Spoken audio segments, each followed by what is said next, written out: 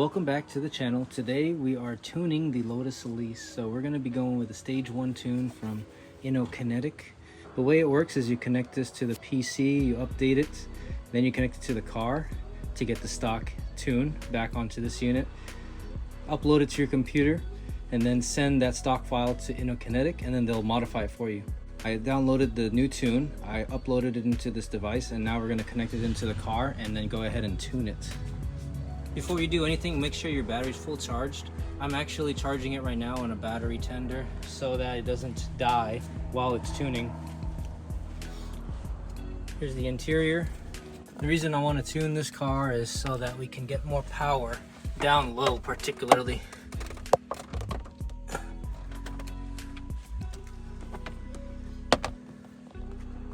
So ignition on with the engine off.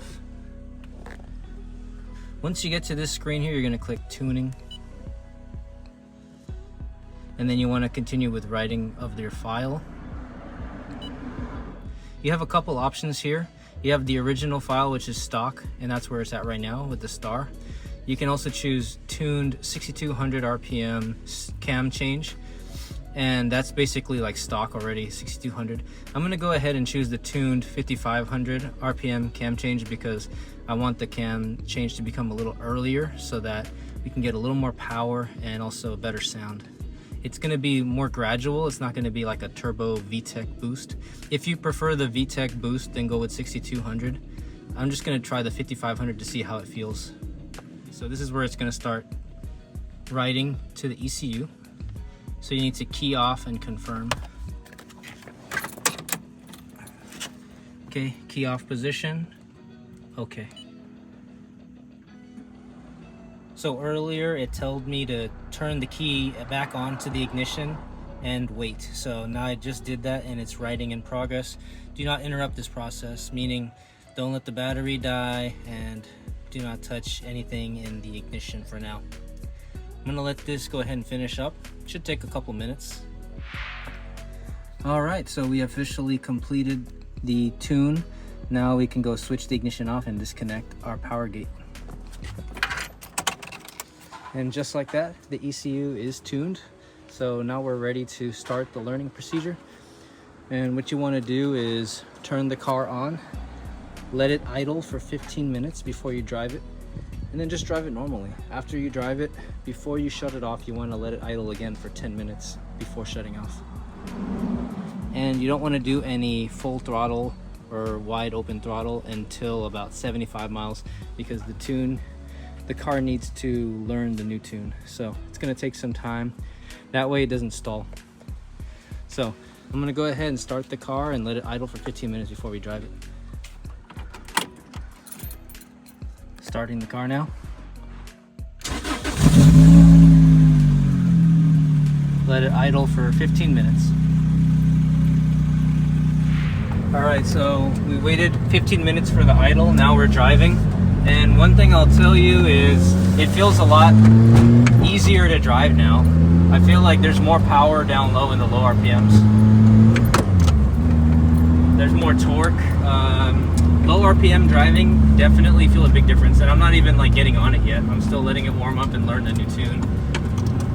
But I am very pleased with just daily drivability. Like, it's easier to get the car going in first gear and shifting in first, second, third at low RPMs. It feels like the car just wants to get up and go, at least compared to the stock tune. I think it's the throttle response. The throttle response is more instant, more sensitive. Okay, so we reached the grocery store. We're gonna go ahead and idle here for 10 minutes before we shut the engine off again to make sure that the tune is learning the car properly. All right, here we go.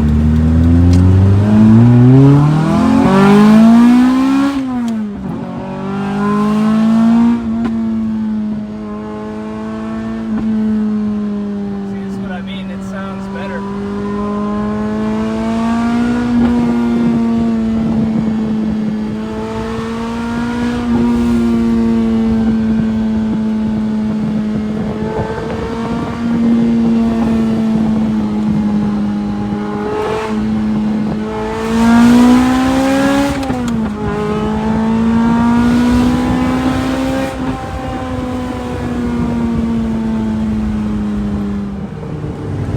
This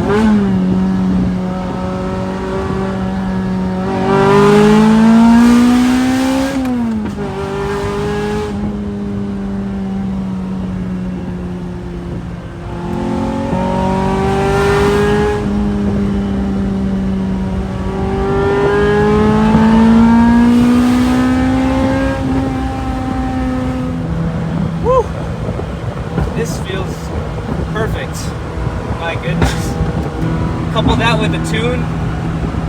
Man, I don't know how you can get better besides going with a supercharger. This is way faster than I ever would go with the M3.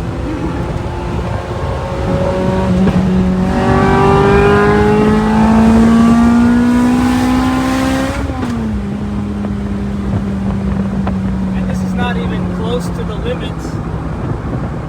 This is not even close to the limit of much you can push this car. For me, I'm still learning it and I'm still too scared to really push it further than that.